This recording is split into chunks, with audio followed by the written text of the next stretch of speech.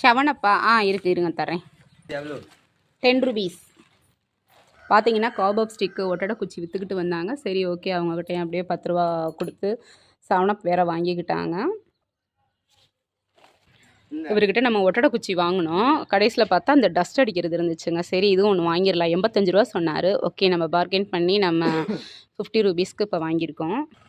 அப்புறம் நம்ம அண்ணாமலையார் மளிகை கடை சூப்பராக நம்ம நிறைய ஜாமான் வாங்கி போட்டு பார்க்குறதுக்கு இப்போ தாங்க லட்சணமாக இருக்குது. அதுக்கப்புறம் எப்பயும் போல் காலையில் சாணியை தொளித்து அழகாக கோலம் போட்டாச்சு. டெய்லி நோட்டில் போட்டு வச்சு என்னங்க செய்ய 3 நோட்டு போட்டு வச்சுருக்கேன். அதனால் டெய்லி ஒரு கோலமாக போட்டுருவன்ட்டு தினம் ஒரு கோலம் போட்டுடுறேன். நல்லா பெரிய பெரிய கோலம்தான்.